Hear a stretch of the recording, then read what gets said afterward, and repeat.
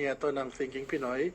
Ito po ang ating pre-SONA special. Sa mga ngayon lang po nakapanood nito, ito yung ating series na ipapaliwanag kung ano ang mga naging proyekto ng gobyerno and how it affects yung ating mga korporasyon, mga businesses sa private sector.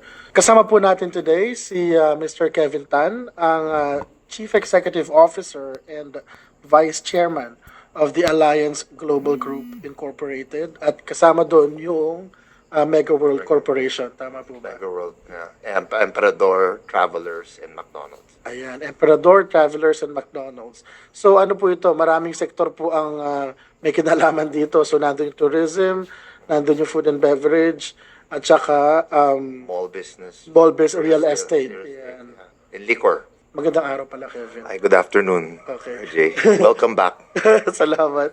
So, bigyan mo lang konting description kung ano yung mga businesses na involved, yung Mega World at saka Alliance Global. Yeah, so Alliance Global Group is we are in foreign businesses, real estate through Mega World Corporation. We are also nasa integrated resorts and tourism through Travelers or Newport World Resorts. Yung resort na across the airport, across na IA3. We're also the largest selling brandy company in the world, Emperador. Brandy, alam mo naman. I'm a fan. You're a fan. Thank you. Emperador actually has operations both here in the Philippines, in Mexico, in Spain, and in the UK. We also have a single malt company in the UK. And we are also a proud partner of the local franchise of McDonald's. Ayun. So, Kevin, alam naman natin noong pandemic, isa sa mga hardest hit na sectors ay yung tourism, di ba? So, malamang marami sa mga hotels na tinamaan. Pwede bang paliwanag sa amin kung ano yung pinagdaanan nyo nung panahon na yun? Well, napakahirap nung pandemic, no? Hindi lang hotel ang tinamaan, no? Almost all our businesses were affected. Food business, our McDonald's business was affected. Mall business, halos sarado lahat ng mga malls namin. Integrated resort also practically closed. In fact, ang only business yata na kumita nung pandemic is yung alak eh. Kasi walang magawa, Walang magawa tayo sa bahay. Oo. Although, mahirap din mag-operate nung time na yon dahil iba-iba kasi ang mga rules ng mga LGUs. Some LGUs had a liquor ban, but then the next LGU, which is one street away, walang liquor ban. So, ang nangyayari, nagkakaroon ng black market for liquor from street to street. No? So, but sige, mag-focus tayo dun sa hospitality industry. So, di ba yung mga lockdowns, yung travel restrictions, etc., that lasted for almost 2 years. One thing that I recall nung 2022, because I remember 2022, nung beginning, nandun pa yung Omicron, di ba? Tapos, there was a big surge, and then slowly throughout the campaign season, we noticed na bumababa na yung lockdowns. Gatherings were already allowed, no?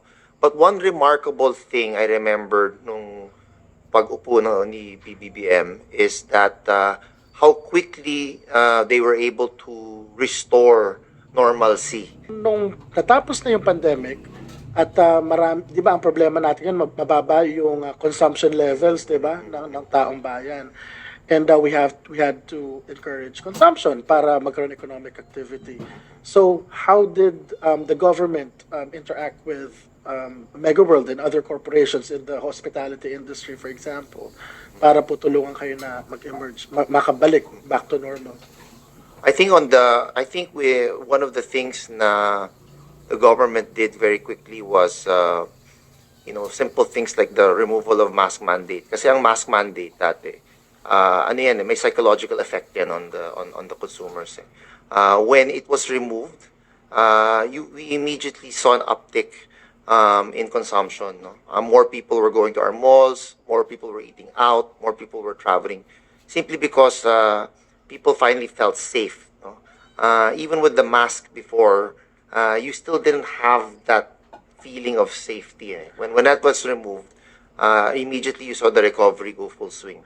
Masasabi mo ba na noong na at this point we're already in 2024, na nakabalik na kayo doon sa pre-pandemic levels o bumabawi pa? Actually, 2023 was a record-breaking year for all our businesses.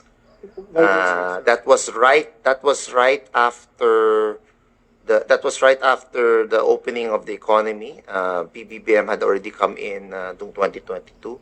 Then 2023, that was, I think, the full recovery already. And that's when you saw na all our businesses were on all-time high, even higher than pre-pandemic.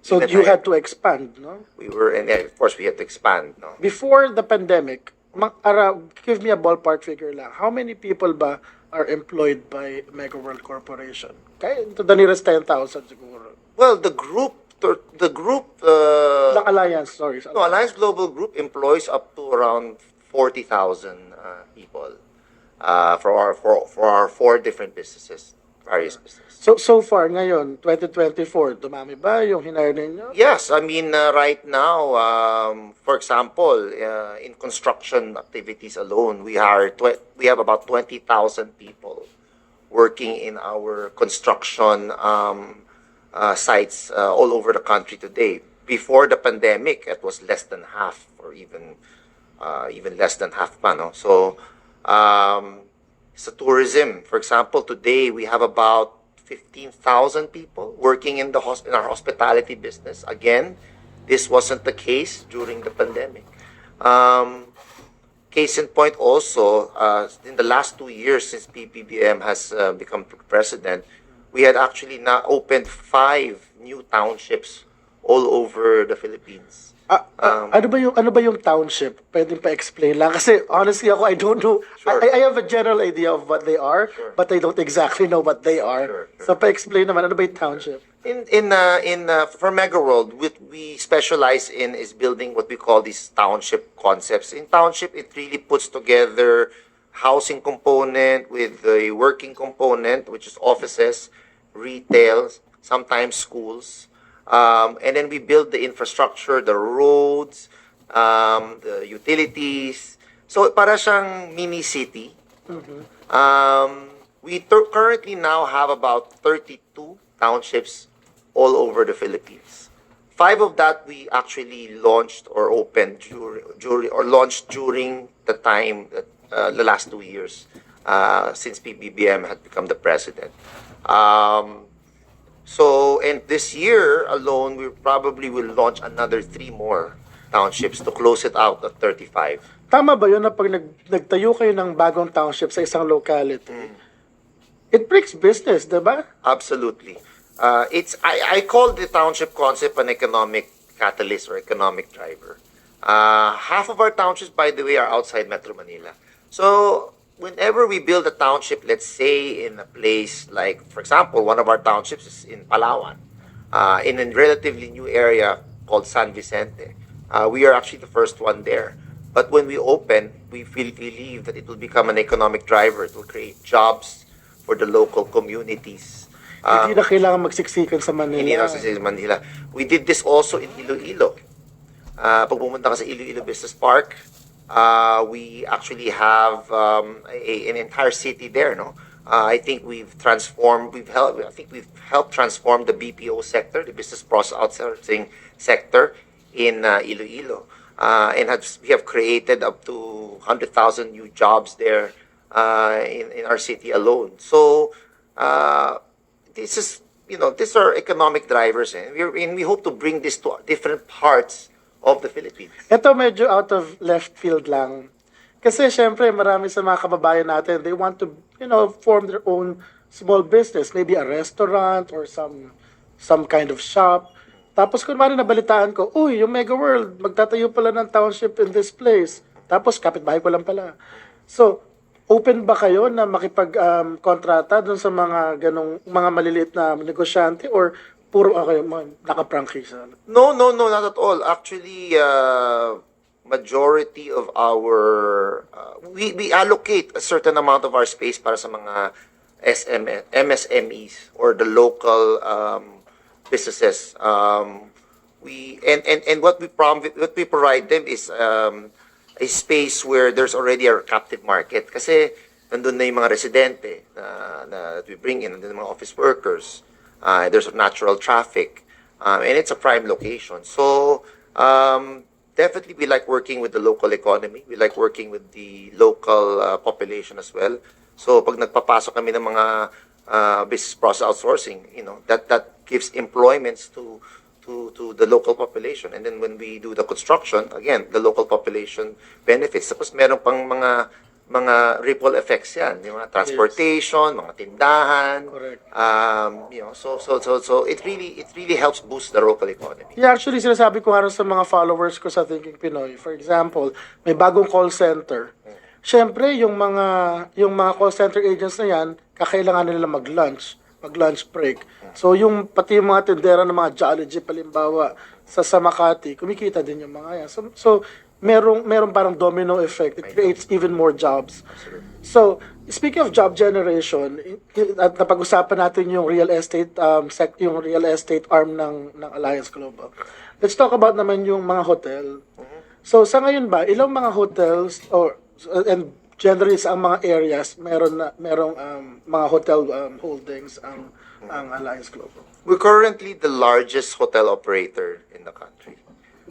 We have almost 8,000 room keys all over. So we have 17 brands on the Mega World side. And then you can add also the hotels under Travelers or Newport World Resorts, where we have all the international brands like the Marriott, Sheraton, Hilton, Okura, Holiday Inn. Case in point, again, the last 2 years, especially since Pbbm took office, we actually opened 3,600 new hotel room keys. Last month, we had just opened our largest hotel, the Grand West Side Hotel, which has 1,530 room keys. Doon po sa Bay Area, in between the two casinos, in between Soler and Okada. And actually, the president inaugurated it as well. Yeah, so ilang jobs meron yung bagong hotel niya na yun? That hotel will, kasi that entire district, kasi that's part of an entire district with casinos. Yes. And eventually, we will also build an entertainment area called the Broadway of Asia, which is we call the West Side District, Broadway of Asia, where we have several mga theaters to promote performing arts. So all in all, mga 20,000 people. Like parang West End? Parang West End, parang Broadway. Kasi alam mo, we've been doing shows in our Newport Performing Arts Theater. Hindi ko alam kung napanood. Hindi mo yata nahabol yung parokya ni Edgar, no? Hindi, pero napapanood ko yung minsan may mga plays. Yes. Fan ako ng mga Okay, so right now, ang ginagawa namin is we take local music, Filipino music, tapos i-interpret namin into a playwright. We did it already with Eraserheads, we did it with Parokya ni Edgar. We have a very good formula. Pero ang na-notice namin, to really elevate Filipino entertainment, the only way we can do it is through performing arts. Kasi pag mga film, hindi natin kayang talunin yung mga taga-US. Grabe ang marketing budget nila. Grabe yung budget nila. Music rin, unless you can hire the best songwriters, no? Although, lumalaban na rin tayo minsan sa music. Pero pagdating sa play, medyo all things are equal because you can only spend so much for the set, no? So it's really the talents. So we're promoting musicals, plays. We're promoting comedy. Alam mo, one of the best comedians in the world is Filipino.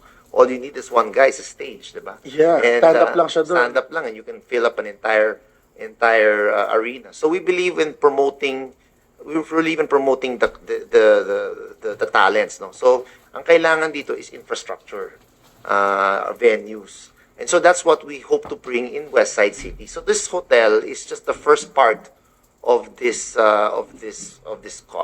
entire concept. And we hope to generate about 20,000 jobs all in all in the whole complex. Alright. So syempre natutuwa naman ako nag-expand kayo and all. But nung panahon pa lang na pinaplano nyo pa lang yan, Ano ba yung mga pinakamalaking challenges na hinarap ng Alliance Global? Well, of course, the Philippines, always our problem is infrastructure. And so that becomes a little bit of a challenge. That has always been the challenge in the last few years, no. But with this administration, I think infrastructure development is one of its key pillars, no, and key priorities. Case in point, the recently privatization of Manila. Yes. Of course, sumali rin kami dun sa bidding. Natalo kami. Pero okay lang. Okay lang naman. Sport lang. Well, we're happy nevertheless because at the end of the day, first and foremost, we're very comforted naman that it went to San Miguel, which is very reputable company, and we feel they know what they're doing, and we feel it's good for the country. Alam mo again, this is a 20-year journey. Alam mo, how many administrations na sinubukan nilang i-privatize yung Manila International or NAIA International Airport. No? Pero, it couldn't be done. Only this administration within its first 2 years, no less. No? And that, I think, gives us a lot of confidence now to continue to expand. Kasi once you open up, ang problema lang naman ng Pilipinas is really accessibility for tourists. Once that opens up, then next thing you need now are hotel rooms. Yes. We have a shortage of hotel rooms. So our group hopes to build up to 12, even 15,000 hotel rooms in the next 5 years. And we are confident in building this because nga, all the infrastructure projects are now being put in place. First and foremost, the airport being first and foremost, no? Yeah. The most important, the most important project to date for tourism. Yeah. I think yung pinapaliwanag sa atin ni Kevin kanina, kahit sa kasamaang palad, hindi sila sinuwerte na manalo rin sa bidding ng NAIA, parang hindi naman to zero-sum game. If San Miguel Corporation does a good job pagdating sa rehabilitation ng NAIA, every one of us benefits. Parang sa Alliance Global, mas marami magiging traffic dahil darating yung mga turista dito. Para sa atin naman, hindi na po tayo maiinitan masyado sa NAIA, wala na po mahi-heat stroke sa loob. So, I think it benefits all businesses. Actually, it benefits everybody. It's not just tourism, but it builds confidence also to investors who come to the Philippines, and it's the first thing that they see is the airport. And luckily, they will start San Miguel will be able to start by September, and we will see results already in the next 6 months, siguro, no?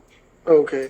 So far, napag-usapan na rin natin dahil syempre you participate in bidding, 'di ba? Sa mga sari-saring government projects. And kumusta naman yung relasyon ng, 'di ba? Syempre kayo mga malalaking mga korporasyon, you essentially talk to each other once in a while, hindi ba? So paano pag halimbawa na-realize niyo na may problema tayo sa policy, parang we want to create new jobs, pero it hinders us. Paano nyo na idudulog sa gobyerno yon? Kasi sila ang gumagawa ng policy, hindi naman kayo di ba? One thing about President Marcos Jr., that I can say is that at least this particular government, from what I see, is one of the most business-friendly governments I've ever seen. No? And very inclusive and very collaborative. Case in point, yung itong private sector advisory council na finorm nila at the beginning of the administration, I think that concept is really a stroke of genius, no? You basically put together 30 of the country's top business leaders. You put them all in different committees, different mandates. Like me personally, I'm in the job sector. And then you have agriculture, digitalization, infrastructure, tourism, medical, no? So obviously these are the priorities of the government. And it's correct, no? And you put them all together, competitors or not, you're working together as a team. Some with even different political leanings, who knows? Pero lahat pinalagay mo sa isang kwarto at pinag-uusapan ang mga problema.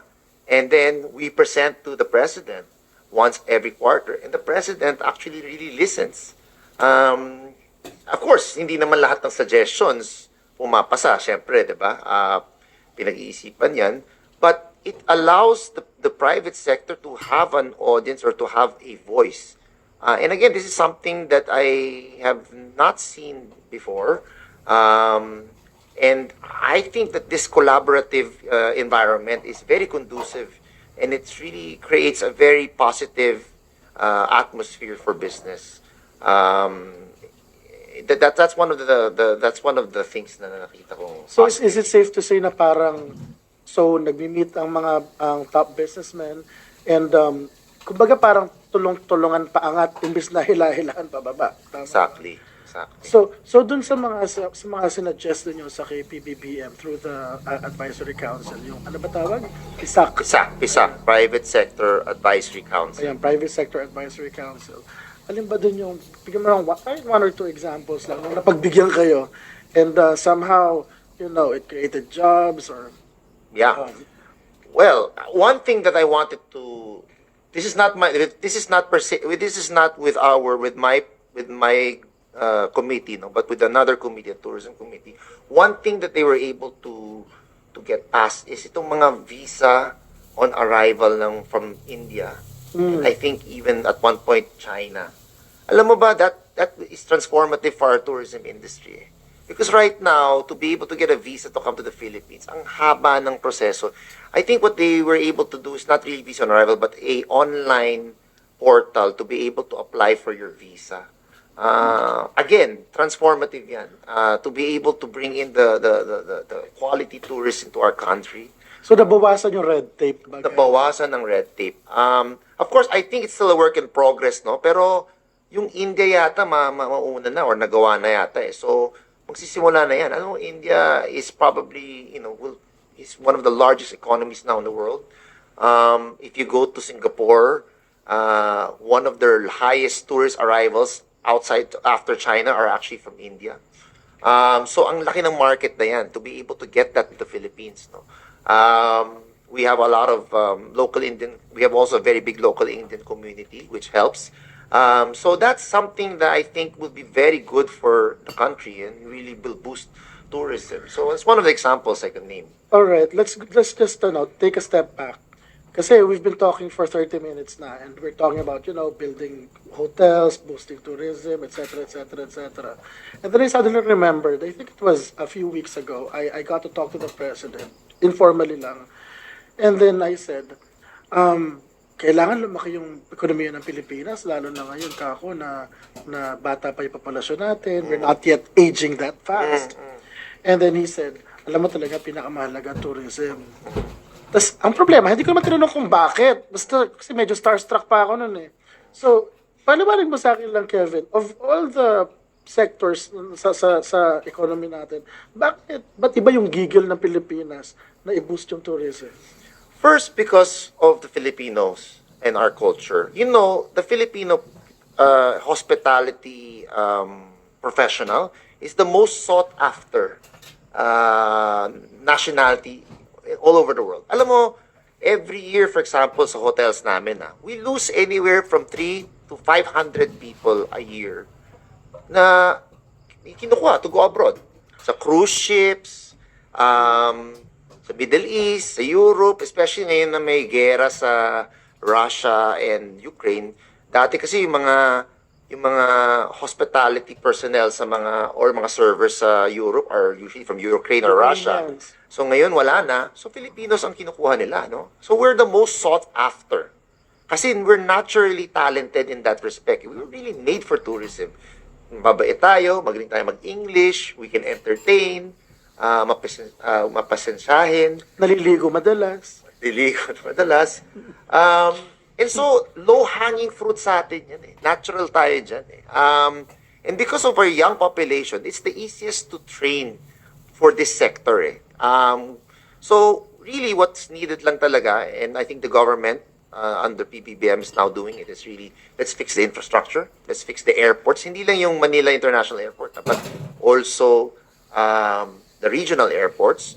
Also, connectivity, roads, trains, all that, no? Because that is what the tourists need. Eh. And when you look at our regional neighbors, no, they're doing, like Thailand is 30 million tourists, Singapore's 20 Nakakaingit, million, no? yeah. Philippines easily next few years kaya natin mag 10 million tingin ko. Sabi ko nga kay PBBM one time, actually kahit 20 million we can even target that even beyond the next the next 5 years. With the airports now coming, you'll have maybe Naiya, you'll have maybe Bulacan and Clark, the three airports combined. We can have, if we can start bringing in yung mga long haul flights from Europe, from US, alam mo yung mga US flights, that's the most popular flights sa mga local carriers natin. No? If you can bring in more long haul flights, which higher capacity, you can easily get the numbers up. So, yung higher capacity, but di ba parang at least partially, ang target yata ng San Miguel is sa Bulacan Airport by 1 or 2 years before PBBM's term ends. So parang 26-27, 2026-2027. Tapos meron na ring rehabilitation na naiya ngayon. Tapos nagkausap ko si Sabina Aboitis po na Aboitis Group yesterday.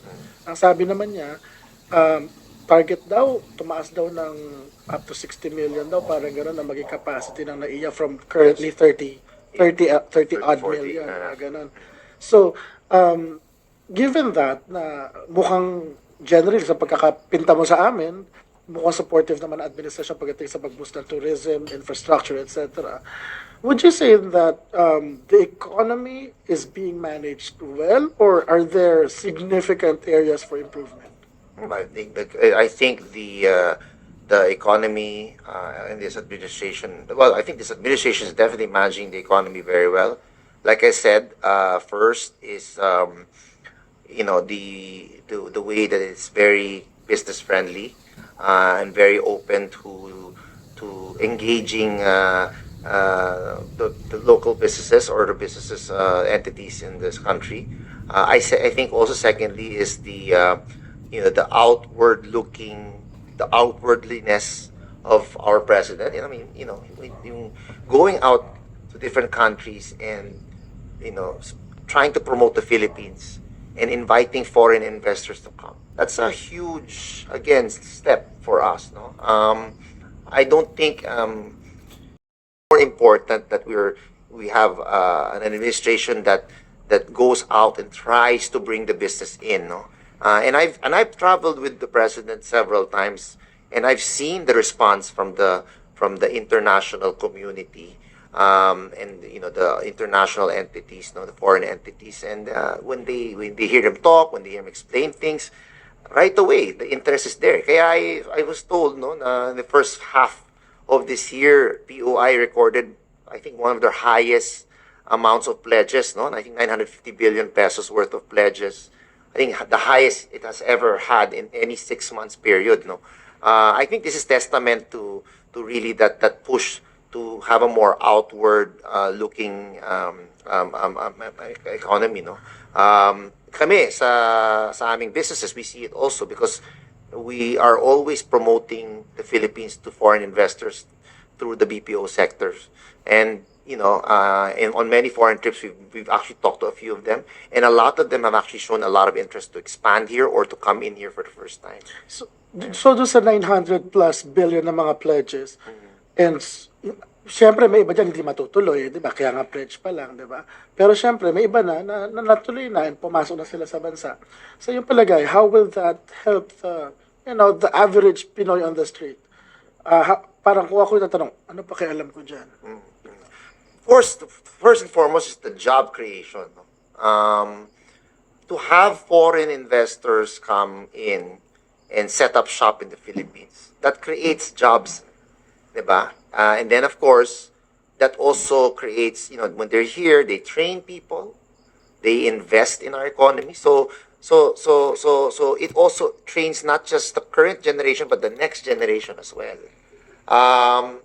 And it creates a lot of trade within our country as well. So definitely lahat tayo nagbe-benefit sa foreign investment, no. Kaya napaka-importante yung ginagawa ng presidente natin to go to different countries. And you see right away, I mean, you even say pledges, pero the fact that there's interest, no, I think it's a huge sign. There's confidence. There's really confidence, and then I've seen them personally also come to the Philippines. Alam mo, there's been quite a number of activities already where you've had some of the top corporations from the U.S., by the way, and it's just never been done before. I think this was 2 months ago. Then the U.S. With their trade secretary, Secretary Raimundo, she brought a delegation to the Philippines. I don't think a delegation of this size has ever come to the Philippines before. And these were, across all industries, from power to aeronautics to technology. Lahat sila pumunta dito. Talagang nakipag-usap sa mga business leaders to ask how it is to invest in the Philippines. And I think some of them are quite interested, especially now that also during this administration, there was basically a clarification on the ownership, no, or the full ownership of renewable energy. I think that will greatly help also our country. Alright. Ito, na-intriga lang ako sa sinabi mo na si US Trade Secretary Raimundo went here, tapos mayroon siyang retinue ng isang tambak ng mga top businessmen. So, kasi kailangan pa ng mga 20 years bago maging tycoon kamukha mo. So, give me time. So, kailangan, I learned from you. So, ganito. So, nabalitaan nyo, may darating na business delegation dito. So, how does that work? I mean, do you contact them and set up meetings? Ano ba ang mga opportunities na ibigay specifically sa iyong conglomerate? Anong mga opportunities na na-create noong mga ganong classic trade visits? I think the palace organized several activities, parang business matching, which is very proactive, in my opinion, because some of these entities are obviously looking for our local partners or local knowledge. So there were several activities with various business leaders and companies, no, for them to be able to interact with local conglomerates, no. So that I think is again malaking bagay yan, no, to build confidence also for the foreign investments. Tama ba yung ini-imagine ko na, for example, kung gusto ng Alliance Global na i-expand yung portfolio ng mga hotels, tas may mga hoteliers na pupunta rito, or maybe business process outsourcing companies, sabi nyo, dito na lang kayo dito lang kayo mag-set up ng shop sa building namin. Actually, I met a few, and we were in talks with some of them. Hindi ko lang pwede sabihin kung sino, pero in fact, that's not just office building. They want us to build them a campus. They want us to build them their own building. May ganun eh. And us being a local developer, we're more than happy to do it. Again, these are opportunities that has been opened up by this government. Yeah, kasi ini-imagine ko lang, magtayo lang kayo ng bagong building, construction jobs na yon. Exactly. Naggumagana na yung building, operations and maintenance, pati yung office jobs, etc. And the jobs it creates. Remember, per square meter, how many jobs? For every 5 square meter of office space that we build, we actually create 2 new jobs. So, may multiplier effect. Plus the fact that these are normally new jobs. So, accretive to, no? And then, of course, yung mga commercial establishments, the MSMEs around it, they benefit as well. Hawa-hawa na yan. Hawa-hawa, housing, transportation, diba? So, nagkaroon ng domino effect talaga eh. Positive effect. Pero request ko lang, magdamihan nyo yung development sa labas ng Maynila. Yeah. Hindi kasi, sa totoo lang guys, di ba, alam naman natin, sa mga pinaka socially costly na realities ng pagiging Pinoy ay yung OFWs. Why socially costly? Dahil it breaks families eh. Yeah. Naiiwan yung mga anak dito nagtatrabaho abroad. Yung mga nasa probinsya, parang ganoon din yung kwento nila eh. Iniiwanan yung anak sa probinsya, nagtatrabaho sa Maynila. Yeah. Hindi po ba? Yeah. So far, maliban doon, set aside lang muna natin yung mga projects ninyo sa NCR and Cebu. Saan ba saan ba mga lugar merong mga yung townships or parang nagtatayo kayo ng bagong mga businesses lalabas doon sa dalawang major na metropolises? Actually, out of 32 townships to date, 22 of our townships are already outside Metro Manila. And most of our expansions, if not all our expansions now, are actually outside Metro Manila. We're in all the major cities. We're in Iloilo. That's our flagship outside Metro Manila. Of course, Bacolod, which the president also inaugurated nung beginning of his administration. We have in Cebu, Mactan. We have in Cavite, Boracay, Palawan, Davao. We have in Batangas, Pampanga, Bulacan. Sorry, all over. Yung geography ko pag gano'n tayo. Okay lang. Na-imagine naman namin. Talo tayo sa buong Pilipinas. Okay lang yan. We are launching something all the way up in the north soon. Yeah. Saan sa banda sa north? Pinaka north. Hindi ko na Ilocos. Pwede na ba? Wag daw muna. Pero uso. Pero sinabi ko na po to sa sinabi ko na po to sa presidente na report ko na po to. Pero all the way up to the north. Pero supportive si presidente dyan. I think so. Hindi kasi, pwede paliwanag lang. Kasi ngayon, nung kinuwento mo, yung dami nung mga lugar kung saan kayo nag-establish ng townships. Natanda ko uli, yung interview ko kay Sabin kahapon, ng Aboitiz Group. Ang sabi niya, mahalaga daw na i-improve yung operations and maintenance ng ating mga airports. Yes. And he strongly said, and the PISAC, where you're part of, sila just kay President na i-privatize na lang kasi hindi yung airport but yung operations and maintenance para mas maging efficient. No. How does that synergize doon sa plano ninyo na basically mag-decentralize ng economic growth sa Pilipinas? I think an airport is absolutely necessary when it's not within driving distance from Metro Manila. A good airport is absolutely key. Nagbukas kami sa Iloilo, for example, nung yung airport when they built a brand new airport, no. I agree with Sabin that our airports have, at least operation maintenance, have to be at least privatized already. It also relieves a lot of the work and I guess the burden of our transportation department. Kasi then they can focus on things like rail and other subway, for example. Kasi ang airport, once you privatize it, the entity can achieve a good scale, especially kung marami siyang maliliit na airport na hinahawakan. So I think that that's the number one thing that has to happen in order to improve accessibility into a location. Pero syempre, in that locale also, everything from the power to the water, infrastructure to the roads, they also have to be fixed. And that's why nakikita naman namin na ang laki din ng ina-allocate ng government, especially this government, to developing the infrastructure in the countryside. And we also see, for example, in Iloilo, yung power, na-privatized na rin. I mean, it was used to be... Laging brown out lagi doon eh. Pero ngayon it's improved greatly because it has also has a new owner and has changed owner. So, I think lahat ng itong nangyayari, it helps bring a lot of the business outside Metro Manila. But one notable thing then I would like to say, is that one thing that encourages us to also expand outside Metro Manila and build these townships sa mga different areas, different provinces is itong PESA accreditation. Which I think has been very, this administration has been very encouraging of that, no? Kasi itong mga PESA accreditation, Philippine Economic Zone Authority accreditation, it gives incentives to the locators to locate, no? Through this administration, we were able to actually get a PESA accreditation for one of our projects in Pasig.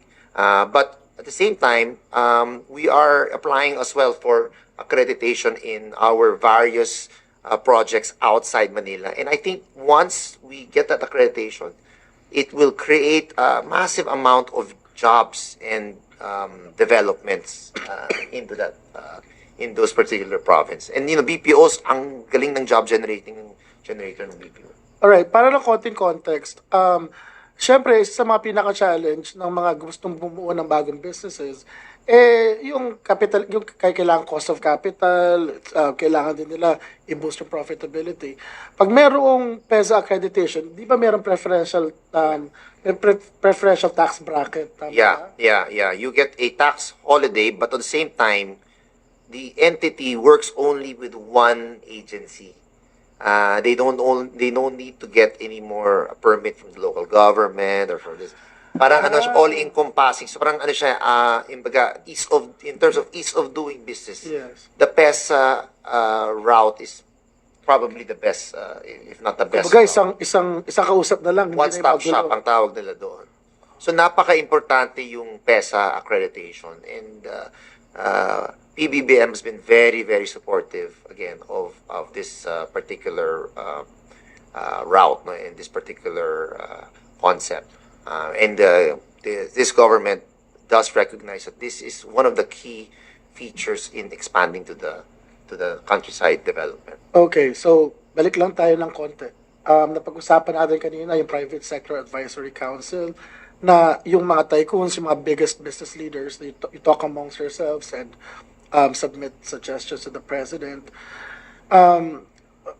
At the risk of sounding repetitive, pero di ba ang paborito na linyahan ni Pangulong BBM and his entire team, sama-sama tayong mabangon muli, di ba? And unti-unti, sa pagkakapaliwanag mo, bumabangon na yung tourism industry, generally economy bumabangon na din. Yung Alliance Global, your group, sa pananaw mo, ano yung lugar ninyo doon sa ecosystem na parang aangat ang Pilipinas? Ano yung gusto nyo maging papel sa pag-angat ng Pilipinas? Well, in the Alliance Global Group, every year we spend about our capex. For example, this year our capex is on all-time high, nasa 75 billion pesos this year. I see that in the next 4 years, that capex would go up to 100 billion a year. Just to let you know, 98% of that capex is going to be spent here and invested here in the Philippines. 50% of our capex will be spent for tourism-related investments, hotels, convention centers, museums, entertainment, and infrastructure related to tourism. 25% of our capex will be spent for township developments. Yeah, creating economic growth in the provinces outside Metro Manila, so that we can decongest Metro Manila. So nakita mo, we are showing a lot of commitment talaga to the Philippines, only because we are also so confident, because given the current because of the environment that's been created by the current government, no. Itong business-friendly government, a government that's stable, a government that's collaborative, like that of PBBMs, is something that is very conducive for us to continue to invest in the Philippines. Kaya nakikita ko for the next few years, tataas pa rin yung investments namin dito, no? And definitely businesses for us has been good. We do see still a continued increase in tourism arrivals. Ang maganda nga is that the domestic tourism is also very, very, very alive right now. Alright. I think that's why yung mga ibang hotels namin sa other localities, aside from the foreign tourists, we actually get a lot of local tourists just going around the country. So the confidence is there. And then, of course, we're emboldened to expand pa because foreign investors also want to come in and invest. And so that becomes also part of our anchor or part of our, business model. Alright. So, doon sa mga hindi familiar, ang capex po, ibig sabihin, capital expenditure. So, yung ini-earmark, yun yung sineset ng mga businesses. For example, the Alliance Global, initially ngayon, 75 billion, sabi mo. Yeah, diba? yeah. Yun yung basically invest nila pantayo ng bagong, pag-expand ng operations or pagtayo ng bagong. Just for this year alone, ito. Just Ang bottom for line, one it creates jobs. year. It Ganun. creates jobs, yeah. Para sa isang bata na nasa college pa. Na yung, kasi ang pinakamalaking problema ng kahit sinong bata na 18, 19 years old, hindi pa niya makonekta kung paano yung gagawin kahanap buhay yung kanyang pinag-aaralan. And kabado ang mga bata di ba? So, my question for you is, Ano sabihin mo na sa mga estudyante natin ngayon sa kolehiyo na what can they look forward to in the at least in the medium term? Paglabas ba nila ng university, anong klaseng ekonomiya ang malamang na maaasahan nila? Well, you know, a lot of industries are getting maraming bagong industries ang pumapasok ngayon. Of course, tourism. I keep talking about tourism kasi yun yung focus talaga ng group namin. But you know, like I said a while ago, I touched a little bit a while ago on energy or power. That industry is also growing. Infrastructure as well is growing. We're trying as well to bring in manufacturing, engineering. So I think what the government's doing now is preparing the future by inviting a lot of these new industries to come and invest in the Philippines, so that the future generation, yung mga nag-aaral ngayon, marami silang options, marami silang pagpipilian kung saan sila pwede magtrabaho. I think that's really the legacy that this administration is trying to achieve. And final question. Honest question to and I need a really honest answer. Sino nagugupit ng buhok mo? Sa lahat na nakita kong tycoon, siya pinakamaganda ang buhok, guys. Walang biro. Tabi ka sa bin, mas maganda ang buhok ni Kevin kaysa sa'yo. Well, I have it. I cut my hair in basement in Eastwood City, which is also our township. So, ano rin yun? Pang-advertise Feeling ko na sariling atin. Maraming salamat. Kasama po natin ngayon si Mr. Kevin Tan.